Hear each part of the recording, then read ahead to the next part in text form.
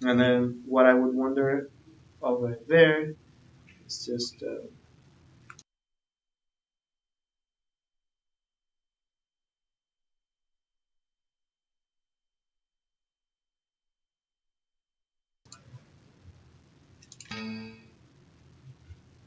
what?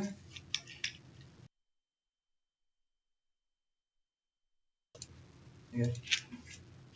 Hi everybody, welcome to MakerBot PRO series. This is our first dry run for the first chapter. I'm here with Allison, producer behind the scenes, taking over controls. Hi.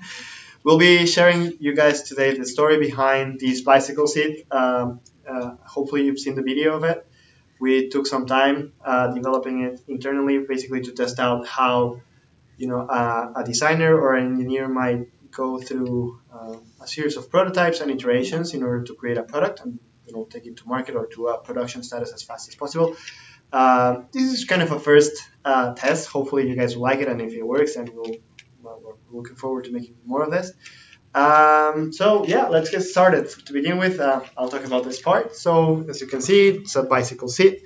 We wanted to create something that started concepting some ideas around what it might be, how could we produce it, the geometries associated with it, kind of the standard ideation process, going through what are the actual things that you want to get out of a bicycle seat, right? It could be really light, it could be flexible, it could have elements integrated into it. In the video we talk about integrating a cooling element or even lights into the seat, because it's important as a biker to be visible.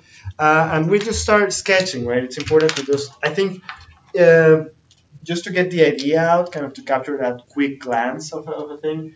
You'll start just by doodling around these quick ideas, the bike seat, and then maybe one that shows. So here it's going to take a while. One that shows the light, and the light is glowing. Sorry, let me know. Let me know. By the way, let me know in the comments if you missed anything, or if you want me to elaborate on any other parts. The idea is for this to be a two-way channel, so hopefully we'll get more from you guys. I'm super white because because of the contrast, I guess, but we'll work on the webcam. So the idea around the light. Maybe also challenging a little bit on the top view, so I think about, I like tracing with a little bit of the guidelines first, and then that'll give me kind of a silhouette of the shadow.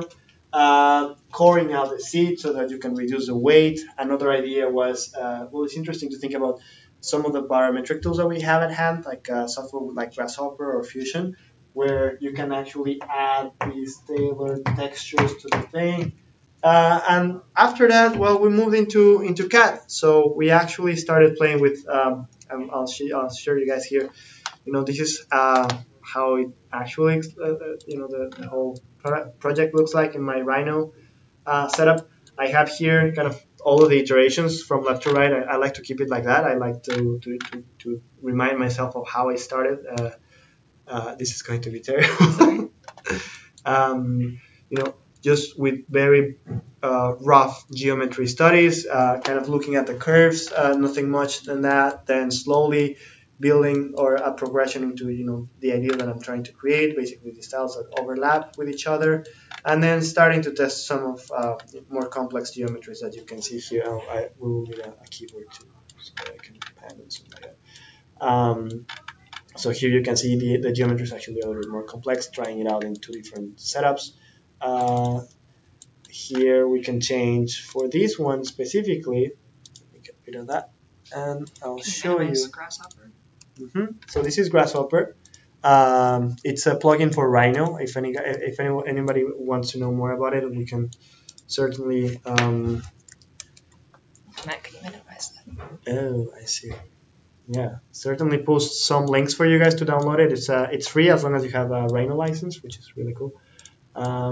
But the idea is, for example, I can actually change the number of points that I get here, so I can go to 100, which will make a much more dense, and it's now calculating it, a much more dense Voronoi array. Voronoi, it's basically these cellular-like structures that I'm creating here. This is an example for a coral reef tile, basically trying to repopulate coral.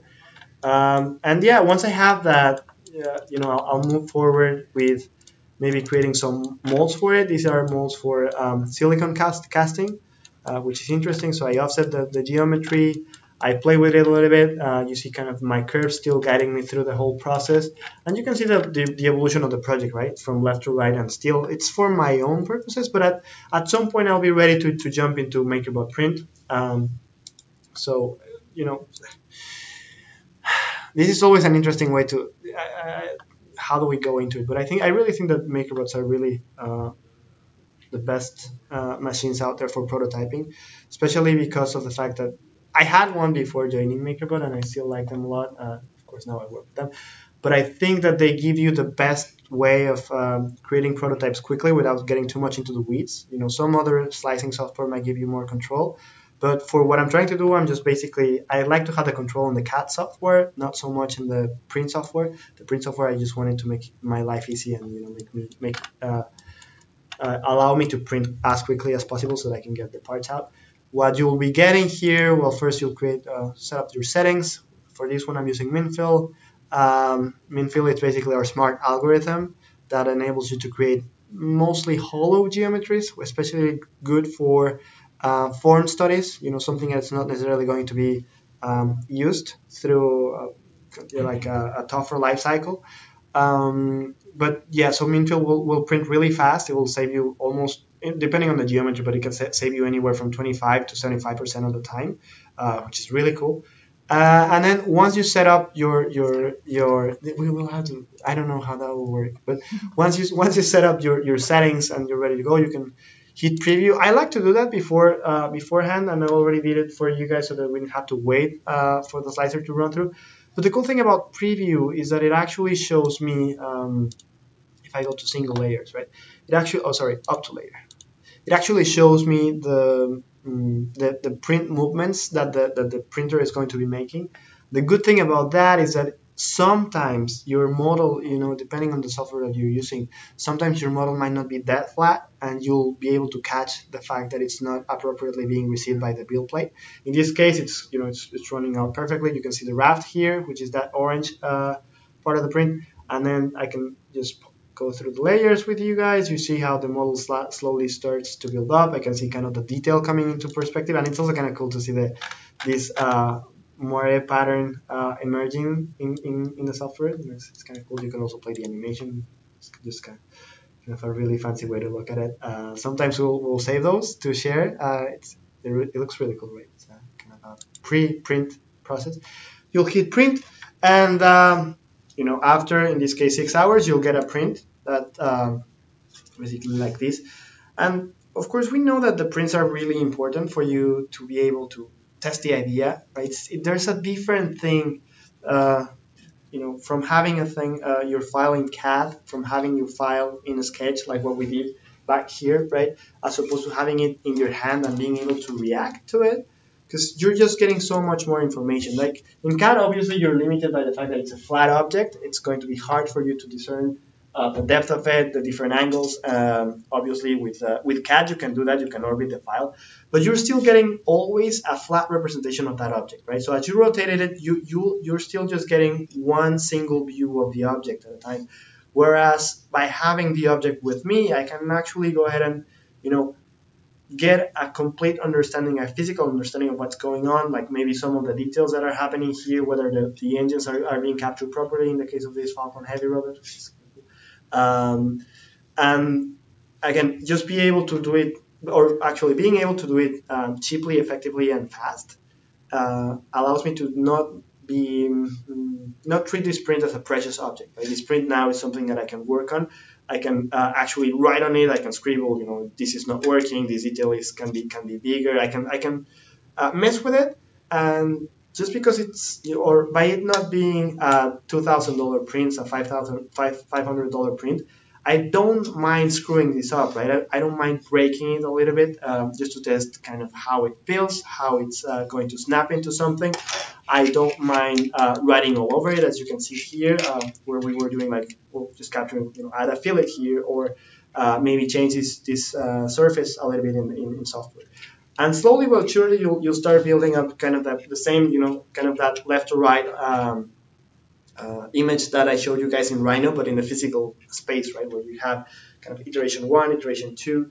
And that actually, it's great not only for you to better understand what you're doing and your progression through the project, but also for stakeholders. So, your boss, your design manager, maybe some external client that you're showing this to. It actually helps you sell the story so much more, because now they are physically engaged. Now they are really understanding what you're trying to do, and they are, there's no nothing that gets lost in translation, except my accent maybe, but nothing gets lost in the translation between CAD and their interpretation of it, because now we are all talking about the same object that we have in our hands, and we can move faster, and ultimately we will get to a point where we will need a much more complicated either printer or manufacturing process, and that's where of course, a MakerBot will not be as useful anymore. And that's a good thing. I think that the idea, or what we're trying to talk about here, is the fact that you can use them to prototype really fast, right? To get your broad range of iterations in as fast as possible,